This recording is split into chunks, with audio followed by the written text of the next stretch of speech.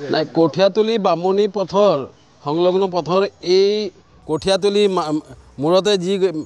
পথৰ অৱস্থা এইটো অতি দুৰ্ভাগ্যজনক আৰু আমি সেই সংবাদ মাধ্যমৰ জৰিয়তে প্ৰশাসনক দৃষ্টি আকৰ্ষণ কৰিব বিচাৰিছোঁ চৰকাৰক দৃষ্টি আকৰ্ষণ কৰিব বিচাৰিছোঁ জনপ্ৰতিনিধিসকলক দৃষ্টি আকৰ্ষণ কৰিব বিচাৰিছোঁ অতি শীঘ্ৰে তেওঁলোকে বিহিত ব্যৱস্থা ল'ব লাগে আৰু তেওঁলোকে যদি ৰাইজৰ কাম নকৰে তেনেহ'লে কোনো জনপ্ৰতিনিধি হোৱা লাভেই নাই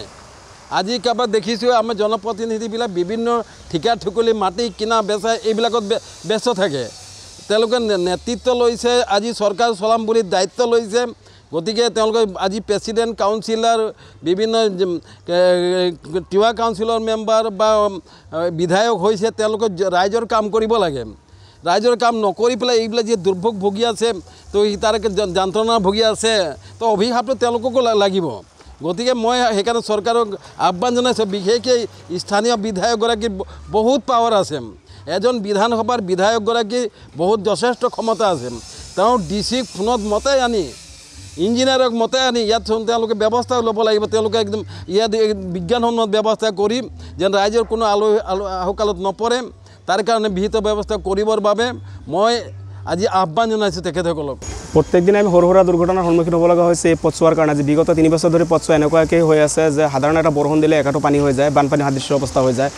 বৃহত্তৰ কন্দলি হগনবাহী এলেকাৰ ল'ৰা ছোৱালীবিলাক সদায় স্কুললৈ অহা যোৱা কৰিব লগা হয় এই পথেৰে বৃহত্তৰ এই অঞ্চলৰ ৰাইজ সদায় অহা যোৱা কৰিব লগা হয় তো এই ধৰণে টমটমবিলাক পাৰ হৈ গৈছে যে কেতিয়া কোনখন টমটম হেৰিয়া এক্সিডেণ্ট হয় ইয়াৰ কোনো ভৰসা নাই গতিকে আমাৰ স্থানীয় বিধায়ক হওক বা আমাৰ বিভাগ হওক গতিকে অনুৰোধ জনাইছোঁ যে তেওঁলোকে এই বস্তুটো দৃষ্টি আকৰ্ষণ কৰাইছোঁ আজি এই সংবাদ মাধ্যমৰ জৰিয়তে তেওঁলোকে ইয়াৰ এটা ব্যৱস্থা সুফল ব্যৱস্থা কৰি দিয়ক আমাৰ ৰাইজখিনিৰ কাৰণে এটা সুবিধা কৰি দিয়ক অহা যোৱাৰ কাৰণে